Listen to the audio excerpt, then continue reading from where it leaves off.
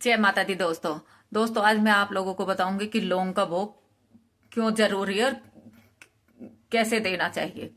लौंग का भोग देखो, वैसे तो लौंग सभी देवताओं को चलती है, लेकिन सबसे ज्यादा प्रिय है लौंग माता रानी को, माँ काली को, माँ दुर्गा को, माँ के हर रूप को, मतलब लौंग बहुत ज्यादा पसंद है।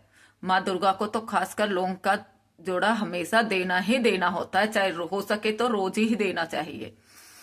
और बालाजी को लौंग बहुत पसंद है, बालाजी को भी लौंग बहुत पसंद है। उनसे भी आप लौंग का भोग देके आप कुछ भी अपना कैसा भी काम करा सकते हो। आप 11 दिन लौंग का भोग दीजिए, आपका नहीं होने वाला काम भी हो जाएगा। और लौंग का भोग 2 लड्डू में लगा के भी दे सकते हो आप, पान के बीड़े के साथ भी दे सकते हो, वो आपकी इच्छा के अनुसार कैसे भी आप दे सकते हो। लेकिन अब मैं आपको बताती हूँ कि लौंग का भोग कैसे देना चाहिए। लौंग का भोग देखिए आप, यदि कोई एक दिन बांधिए। कोई आप यदि किसी माता रानी की सेवा करते हैं तो आप कोई एक दिन पकड़िए कि उसमें आपको, भाई मेरे को मंगलवार या शनिवार, माँ काली की करते हो तो माँ शनिवार को लीजिए, और माँ दुर्गा की करते हो तो मंगलवार को लीजिए। और यदि आप कहते हो कि नहीं, हम ऐसा कोई नियम नहीं, तो एक शुक्रवार पकड़िए, उसमें सभी माओ का दिन होता है। तो शुक्रवार के दिन आप एक 2 लौंग, एक जोड़ा लौंग, और 2 लौंग लेते तब एक जोड़ा होता है। एक जोड़ा लौंग, टोपी वाली लौंग होनी चाहिए, खंडित लौंग नहीं चलेगी, टोपी वाली होनी चाहिए। टोपी वाली लौंग 2 लेंगे और 2 पतासे लेंगे। 2 पतासे के साथ में आप चाहिए 1 पतासा भी ले सकते हो, आप 2 भी ले सकते हो, जोड़े से हो तो अच्छी बात है। उसके बाद उसको अंग्यारी पे आप दे सकते हो। अंग्यारी नहीं करना चाहते हो तो आप कपूर पे भी दे सकते हो। कपूर पे दो तो एक ही पतासा रखना, क्योंकि दोनों पतासे लौंग उस पे कपूर पे नहीं जलेंगे। इसलिए ना एक एक जोड़ा लौंग और 1 पतासा रख दीजिए। ये आप माता रानी को किसी भी दिन, कोई जो आपको अच्छा दिन लगे वो दिन पकड़ लीजिए, उसमें आप भोग दीजिए। उसके अलावा आप लौंग का बालाजी को भी दे सकते हो, भोले बाबा को भी दे सकते हो, गणेश जी को भी दे। लौंग का जोड़ा तो हमेशा देना। लौंग का भोग सबसे पहले कैसे देना है आपको? लौंग का सबसे पहले जोड़ा देना है गणेश जी महाराज का। गणेश जी के बाद आपको देना है, यदि आपका कोई गुरु है तो उसको दे दीजिए, नहीं तो भोले बाबा, भोले शिव परिवार का दे दीजिए। भोले बाबा का ही नहीं, पूरा शिव परिवार का नाम लीजिए और एक जोड़ा लौंग अंग्यारी पे उनको दे दीजिए।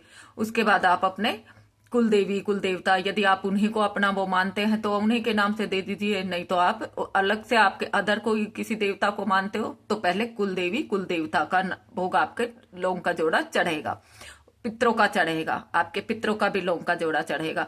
उसके बाद आपके इष्ट देव आते हैं। अब इष्ट देव को आप भोग देंगे तो आपने सबको एक एक जोड़ा लौंग का दिया है, तो आप कम से कम 2 जोड़े, 3 जोड़े, 5 जोड़े, ये लौंग के जोड़े आप अपने इष्ट को दीजिए।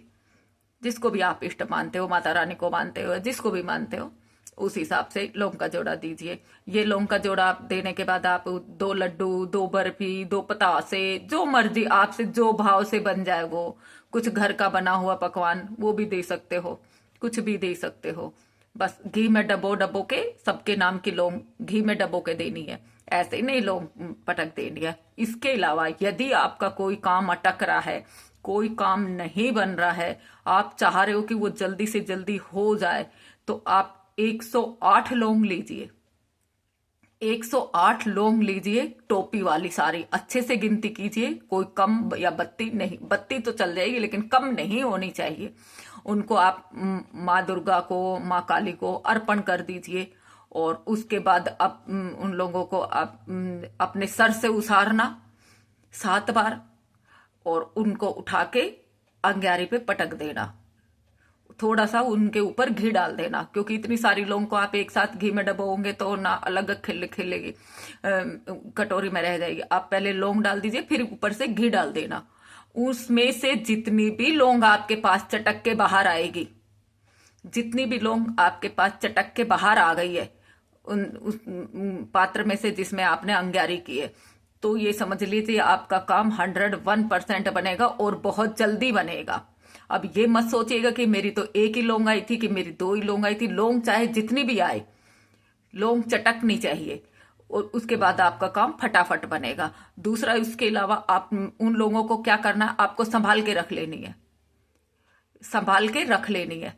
इन लोगों को संभाल के रख लेना है। जब भी आपका काम हो जाए उसके बाद आराम से माता रानी को कोई प्रसाद चढ़ाना, जिसके भी देवता के लिए आपने किया उसको प्रसाद चढ़ाना, उनको प्रसाद चढ़ाने के बाद उस लौंग को पानी के साथ आप निगल लीजिए, उस पानी लौंग को पानी के साथ ले लीजिए। ये आपके लिए बहुत अच्छा काम करेगा, बहुत पॉजिटिविटी, आपको एनर्जी मिलेगी, इसलिए ये काम करो। और जब ये काम 108 लौंग का काम आप महीने में 15 दिन में, या अमावस को, या पूर्णिमा को, या काली अष्टमी को, काली चौदस को, काली पूनम को कर सकते हो, काली अष्टमी को कर सकते हो, कृष्ण पक्ष की काली अष्टमी होती है, और चौदस को कर सकते हो, अमावस के एक दिन पहले। ये आप करिए, आप 2 4 5 महीने आप ये लगातार आप ये करेंगे तो आपकी बॉडी में कोई भी नेगेटिविटी होगी वो भी खत्म हो जाएगी। आपके जो भी काम रुके हुए हैं, जैसे भी काम रुक रहा, आपको एक अलग ही पॉजिटिविटी मिलेगी। ये सब कुछ मैं आपको अपने अनुभव से बताती हूँ। मैं कोई तांत्रिक वांत्रिक नहीं हूँ, मैं एक नॉर्मल अपने घर में पूजा पाठ करने वाली हूँ, लेकिन ये जो कुछ मैंने किया ना वो मैं अपने अनुभव से ही आपको बताती हूँ। बाकी कोई अदर किसी का इधर उधर का मेरे पास ना, मैं ऐसा कोई काम करती हूँ। बस कोई पूछते तो समस्या का हल निकाल देती हूँ, इसलिए। और जो कुछ मैंने अनुभव किया वही मैं आपको बताती हूँ। तो आप ये करिएगा, आपके सारे बिगड़े काम बने। मैं माता रानी से दुआ करती हूँ कि माता रानी आप सभी की झोली भरे, भंडार भरे, अंधन के आपके से कष्टों को हरे। जय माता दी दोस्तों। वीडियो पसंद आए तो वीडियो को लाइक करना, शेयर करना, कमेंट करना। जय माता दी दोस्तों।